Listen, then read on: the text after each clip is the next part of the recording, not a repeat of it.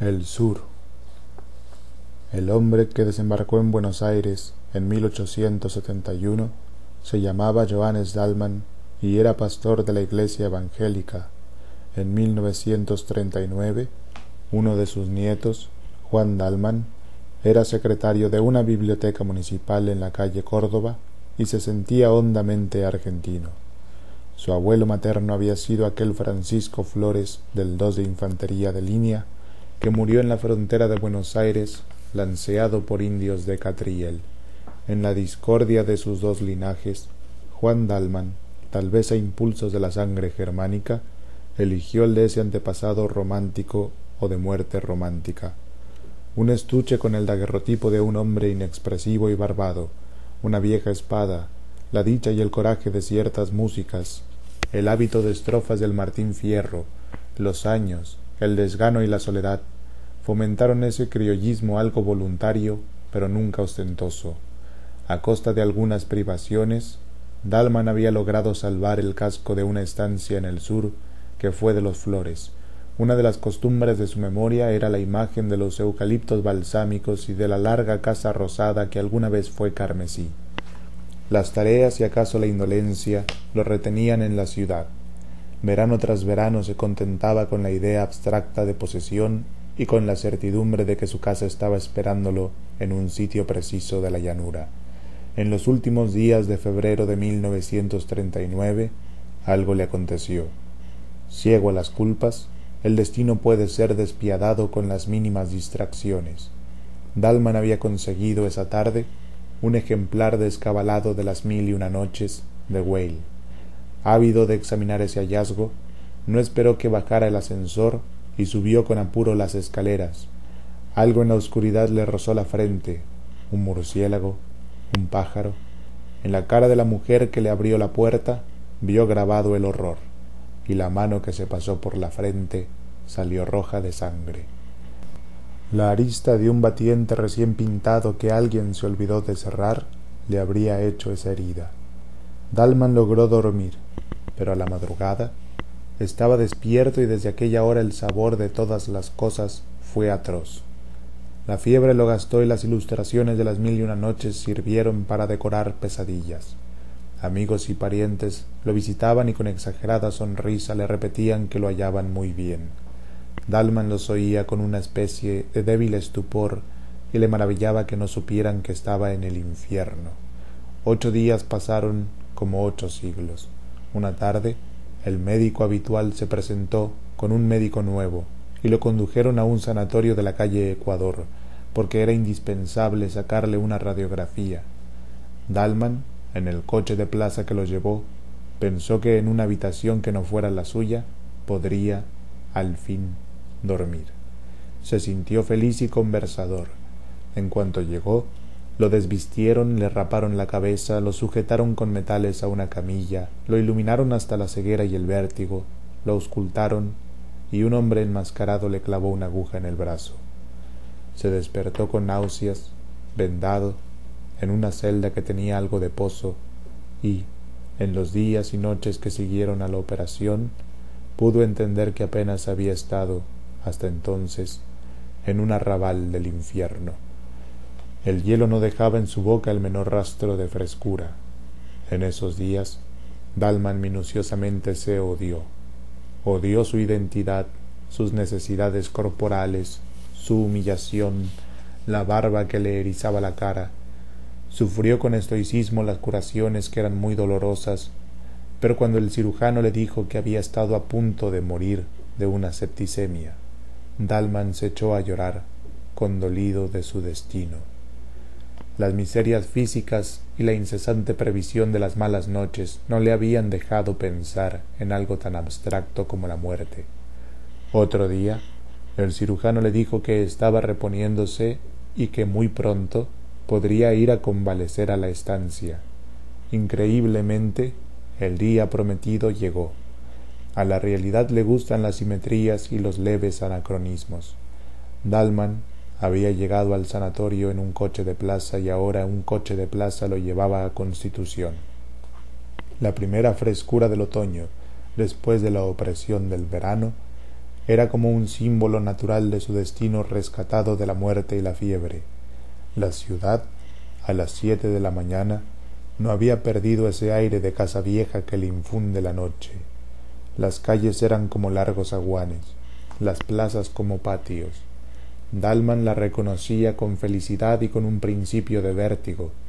Unos segundos antes de que las registraran sus ojos, recordaba las esquinas, las carteleras, las modestas diferencias de Buenos Aires. En la luz amarilla del nuevo día, todas las cosas regresaban a él. Nadie ignora que el sur empieza del otro lado de Rivadavia. Dalman solía repetir que ello no es una convención y que quien atraviesa esa calle entra en un mundo más antiguo y más firme. Desde el coche buscaba entre la nueva edificación la ventana de rejas, el llamador, el arco de la puerta, el zaguán, el íntimo patio. En el hall de la estación advirtió que faltaban 30 minutos. Recordó bruscamente que en un café de la calle Brasil, a pocos metros de la casa de Irigoyen, había un enorme gato que se dejaba acariciar por la gente como una divinidad desdeñosa. Entró.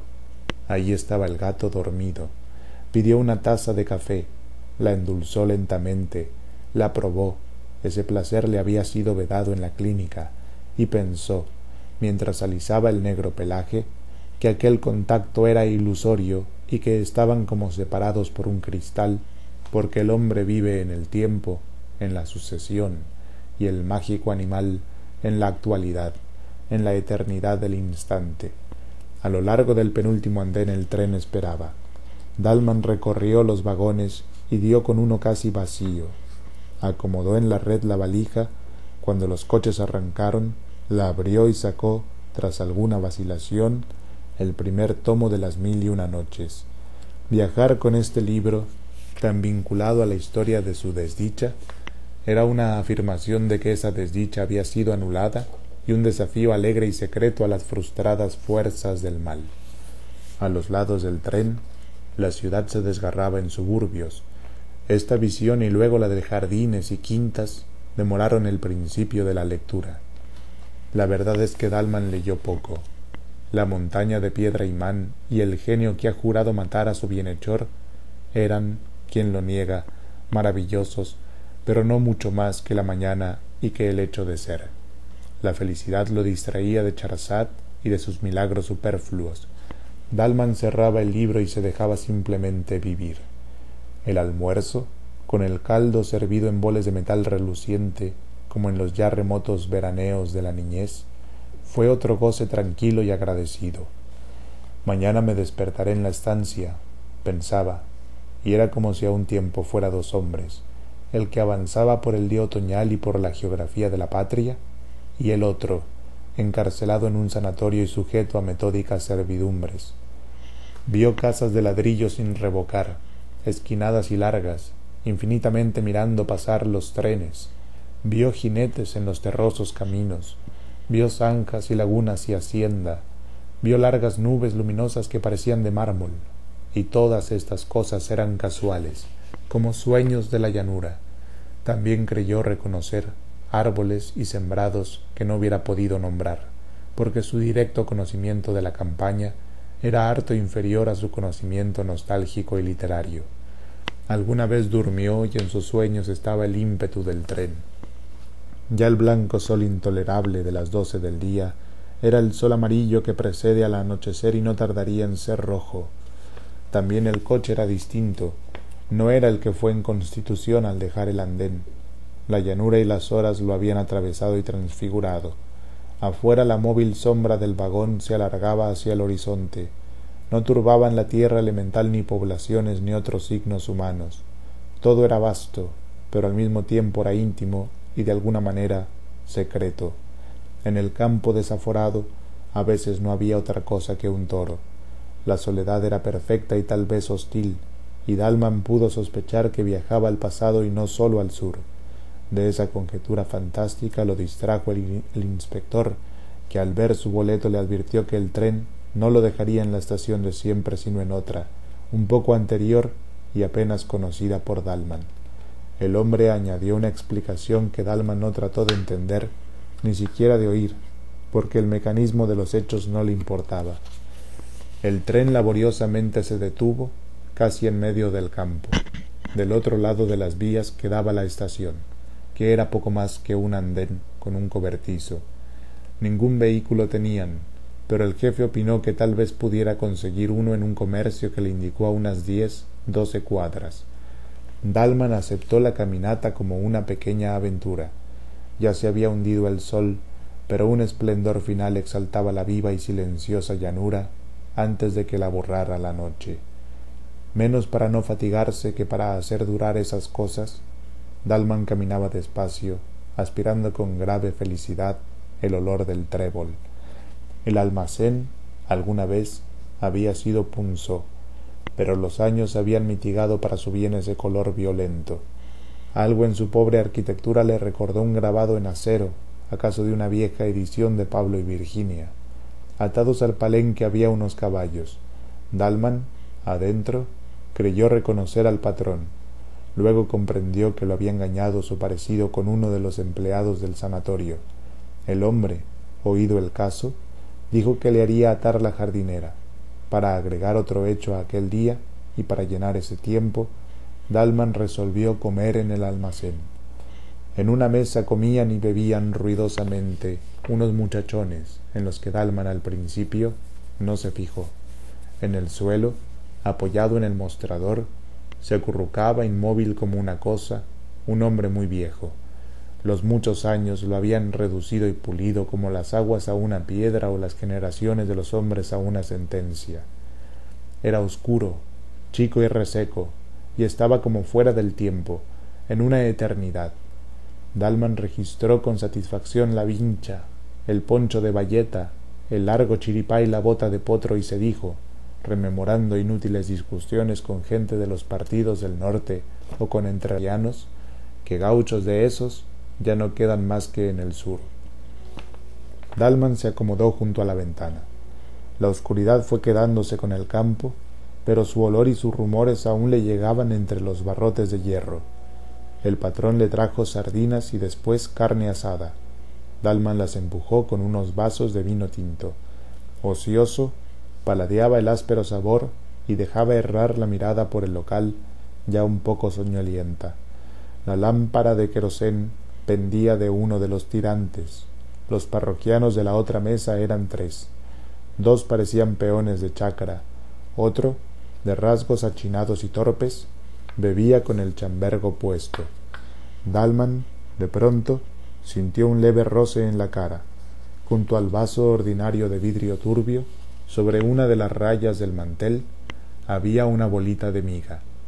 Eso era todo, pero alguien se la había tirado. Los de la otra mesa parecían ajenos a él.